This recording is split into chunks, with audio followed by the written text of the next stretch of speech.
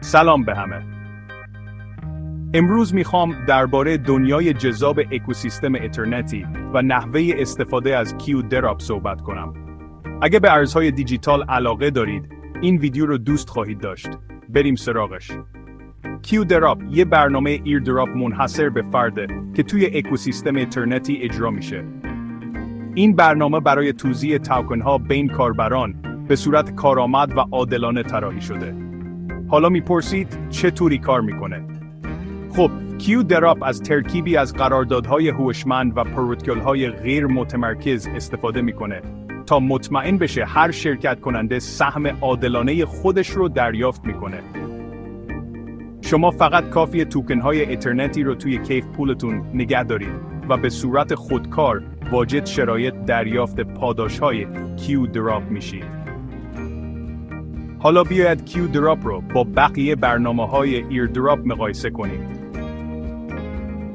بیشتر ایردراپ‌های سنتی از کاربرها میخوان که کارهایی مثل پر کردن فرم یا تبلیغ در شبکه‌های اجتماعی رو انجام بدن. اما با QDROP هیچ دردسری وجود نداره. وقتی توکن‌های اینترنتی رو داشته باشید، بقیه کارها خودکار انجام میشه. بدون فرم، بدون دردست. فقط بشینید و ببینید که موجودی کیف پولتون چطوری زیاد میشه. خب، اکوسیستم اینترنتی در مقایسه با ارزهای دیجیتالی مثل بیت کوین چطوریه؟ بیت کوین بدون شک سلطان ارزهای دیجیتاله و به خاطر ماهیت غیر متمرکز و قابلیت ذخیره ارزشش شناخته شده است. با این حال، اکوسیستم اینترنتی یه پلتفرم همه کار تر ارائه میده. این فقط مربوط به ذخیره ارزش نیست، مربوط به خلق ارزشه. با قراردادهای هوشمند، برنامه‌های غیر متمرکز و برنامه نوآورانه‌ای QDROP، اینترنتی داره مرزهای ممکن رو در دنیای ارزهای دیجیتال جابجا میکنه. از نظر سرعت تراکنش و کارمزد، اینترنتی یه مزیت واضح داره. تراکنش‌های بیت کوین میتونه در زمانهای اوج مصرف کنن و گران باشه. شبکه اینترنتی طوری طراحی شده که حجم بالایی از تراکنش‌ها رو به سرعت و با هزینه کم انجام بده.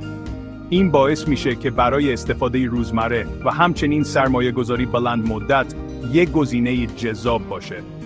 خلاصه، اگه دنبال تنوع بخشیدن به سبد سرمایه‌گذاری ارز دیجیتال خودتون و کشف فرصت‌های جدید هستید، اینترنتی و برنامه QDROP ارزش بررسی رو دارن. این یه اکوسیستم هیجان انگیزه که برای رشد و نوآوری طراحی شده. ممنون که تماشا کردید. اگه این ویدیو براتون مفید بود، لایک کنید، سابسکرایب کنید و زنگوله رو بزنید تا از ویدیوهای بعدی ما باخبر بشید. به امید دیدار.